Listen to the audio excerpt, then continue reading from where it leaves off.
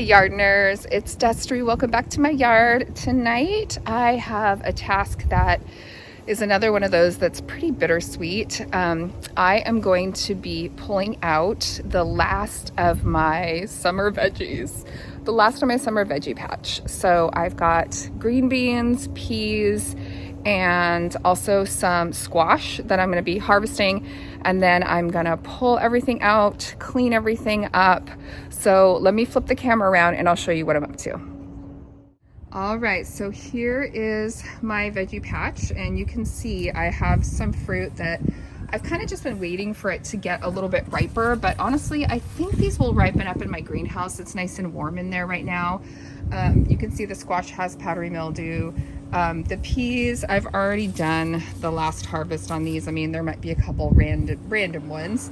And then my green beans are same thing. They're just kind of done. Now, I do have some that look like this, and technically I could dry these and try to save the seeds. But I have already done the last harvest of ones we're going to eat, even though there's still some green ones. They're pretty, I don't know, kind of bitter now and kind of hard that the nights are getting colder. But I do have some acorn squash down here and some butternut squash. I think these are butternut. They're kind of a weird shaped butternut, but they are butternut, I'm pretty sure. There's an acorn, so I'm not sure how many I'm going to be able to harvest as far as the squash goes. But then I'm going to pull out the rest of the green beans. So you can see they're toast. They're done. So under these ones, I just have metal tomato cages, and then the peas are staked up. Let's see, I have some other cages here. Actually, I'll show you when I pull them out that are like tall, and then the peas are staked up, and I have this string that goes up to the ceiling, or to the roof, I guess, roof line that my husband helped me connect. But I'm gonna pull all that out, pull all the trellises out, and this garden bed is coming out probably next spring. So it's kind of hard to see here, but there should be a brace in between this board and this board, and it's completely rotted out. It's pretty far away from the side of our house, which just leads to more weeds, and just overall it's just served its purpose and its lifespan, I think. So I think our plan is to put, well, I know my plan is to put 2 of the Vigo garden beds over on this side, and I did get the ones that are taller. So that will A, keep my dogs out of there, and B, just be a little bit more ergonomic to, like, I don't have to bend over as much to plant in this area next time. And I'm not sure if I'll do, continue to do my beans and peas here. It is kind of a good spot for them because, they grow linear, and they can grow up, and it doesn't take a lot of room. But I might do something different here. But this whole area is going to be cleaned up tonight. And then I did a little cleanup over here and kind of flipped some things around. So this is my little art wall, and I put my bench that I got this bench secondhand, so you can see it's kind of, it's a little bit like rustic or whatever. Oh, this was a pottery project I made in college. So anyway, so I put some of my topiaries, little topiary pots there. And then on this side of the shed, I put my pretty stuff. So this is my coleus. It's just looking really pretty. So I put that under the window box with some help from the husband. There's Max. Max, say hi. You're so cute. Anyway, I thought that was a much prettier view to look at than kind of that bench that's looking it's a little haggard. It might need a repaint. And then this garden bed as well, the one Max is getting into, so you can see that's why I need taller beds, is also kind of falling apart. So you can see this board is rotted out. And so these are probably going to be replaced next year as well. My garlic over here is doing really well though. So it's all sprouted up, most of it. So this is going to stay until I can harvest that garlic. And yeah, so anyway, it's looking pretty good, but I'm going to work on this spot tonight.